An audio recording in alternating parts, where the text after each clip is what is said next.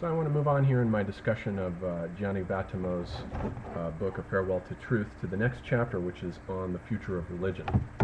And he starts off in this chapter by glossing on Heidegger's comment in the interview that he conducted near the end of his life for Der Spiegel, in which he said that only a God can save us. It's an enigmatic statement, and it was never really clear what he meant by that. But Vattimo says that that statement should be modified to only a relativistic God can save us. Because what he attempts to elaborate in the next chapter then is his philosophy of a weak Christianity, or a weak God.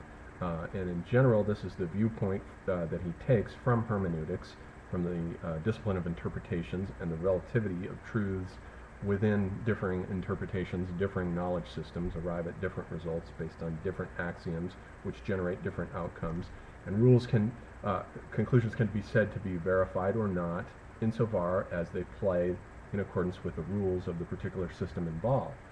And so he goes into this essay and he talks more about what he means by a weak thought, in which the pretense, let's say, of the Church, of the Catholic Church, to an absolute dogmatic point of view in which the Judeo-Christian God sanctifies a natural order of which the Church continues to insist that gays, for example, are a violation, or that non-sanctified unions of men and women by the Church is a violation, or that women becoming priests is another violation of this fictional natural order that it insists.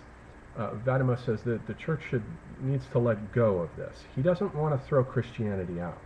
And that's going to be the crucial point of the essay, is to develop what he calls paradoxically a non-religious Christianity, which is a bit of a paradox. He doesn't want to throw it out.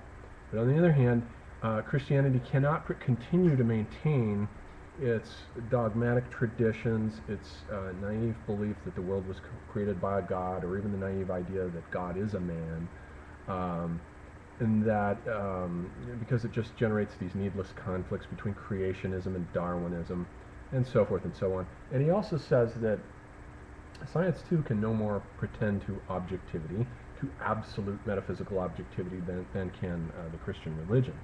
So it's not as though he's saying science, he's privileging science over the Christian Church.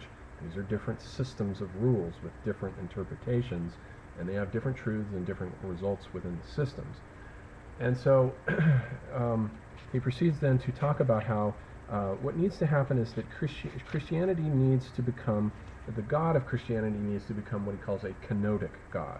Kenosis is the process traditionally associated with the incarnation of Christ, whereby he gives up or empties himself of attributes of God, of divine attributes, in order to take on more and more earthly human attributes. And so he says this should be the proper model for the Christian God. It needs to become a kenotic God that lets go of its identification with the natural order, with the created world, and divests itself of these dogmatic ideas. There is no reason for Christianity to insist upon God having created the natural world. That needs to be let go of, and so that becomes for him the basis for what he calls a kenotic God. Then he moves into saying to a discussion of nihilism, where he says that the type of Christianity that he's talking about here is indeed a nihilistic Christianity. It's a Christianity that lets go of all of its dogmatic beliefs and its thought systems. And then he talks about how, insofar as a non-religious Christianity goes, he points out, first he says, we have to consider that the basis of hermeneutics begins with Heidegger and his objections to metaphysics, because the dogmatic insistences on the part of the Church, of this Church's ultimate access to this divine authority that sanctifies its intolerance. He basically says the Church's attitude toward things like gays and women becoming priests and so forth, and its objections to science and bioengineering and so forth, all of this basically puts it in a position that is basically the same that it was in when it condemned Galileo centuries ago. Even though it's turned around and refuted that condemnation, nonetheless it still is resisting this modernization process. And he says it doesn't need to do this. There is no need for it to feel threatened by the findings of science, which after all are truths relative to its particular set of rules. And then he says, so Heidegger's objection to metaphysics began with the observation that even in deciding to be objective, we always take up a certain stance, a certain particular attitude, a point of view toward things. And that point of view commits us to a perspective. It's a little bit like the difference between perspective in Renaissance art, where you have a single perspective and everything that's in that canvas is, as it were, true from that one single point of view. That's the old traditional metaphysical idea that there is only one point of view and that everything has to be measured in terms of the objectivity of this single truth idea, this mono truth idea. But he says that with Heidegger's critique of metaphysics is based upon the idea that in pretending to be objective, you're always taking a certain stance. And when we take a certain stance on the world, certain facets of it are unconcealed. They come out of their concealment. They come into visibility. Certain truths or certain axioms allow certain aspects of entities to unconceal themselves, but at the same time, other facets of entities disappear into concealment. So knowledge is a process not of matching, of correspondence, but of making. We're making and creating truths, and as we create truths, other truths are constantly slipping below the horizon, below our threshold of awareness. It's the job of the artist, as Heidegger will also say, to make those truths that fall off the radar become visible in works of art, to retrieve and capture what science, for example, has unconcealed. Those things which have fallen back into concealment, the artist can also unconceal, and thereby, in doing so, create a counter-environment to the prevailing environment that we're lodged in. And so the basis then, this becomes the basis of truth for Heidegger, and he says that it's not the case. For Heidegger, the person asking the question is always embedded in a certain world, and there is no such thing then as a disinterested observer. You're always embedded in a certain world. You've come out of a certain tradition from a certain time and place that has certain presuppositions about what's true in the world. So all these things shape your point of view that you're bringing to the situation. Let's say it's a scientific experiment. You're always bringing cultural assumptions along with you as baggage to the experiment, and that conditions what you can see. It conditions what you're even going to ask is true in the first place, without which you're going to subject to experimentation in the first place. And he says that, for example, the truths of Euclidean geometry are different from the truths of non-Euclidean geometry, and then it turns out to be the case that the truths of non-Euclidean geometry were more consistent for Einstein's vision of the cosmos, for arriving at a different set of truths there than Newton had arrived at. So truths are always context-dependent in the hermeneutical tradition that Vattimo comes out of here. They're always context-dependent, and they're always consistent with a certain set of rules. It's as though he draws the analogy to playing a game of poker. You can't play a game of poker using the rules from bridge, but if you try to use the rules of bridge in playing poker, then it can be objectively said that you're making mistakes, that the things you're doing are wrong within that rule system. But it doesn't mean that poker's the only game in town. So there are all these different rule systems, and so by a relativistic God, then he means a God that is relative to a certain system. And then he says, he goes on to say that what he does not want to do is let go of Christianity, because it's part of our tradition, and he says it's part of who I am as a thinker. It has made possible everything that has come into being now, including the nihilism that he's advocating here, kind of paradoxically nihilistic Christianity that empties itself of its dogma and increases its charity, its compassion, its attitude of compassion. After all, it can't be something that can be used to sanctify or validate a natural order, because when we consider what Christ did and what he said, a lot of what he said cannot be something that we can say is constitutive of the natural order. Loving one's enemies, for example, is not part of the natural order. Christ comes down as a singularity, a rupture of the natural order that institutes human cultural systems that disrupt and render the laws of the natural order obsolete. So the church is making a big mistake in trying to pretend that there is a natural order that it's backing up. It needs to heed Christ's message of charity and compassion and the disruption of the natural order with the cultural order.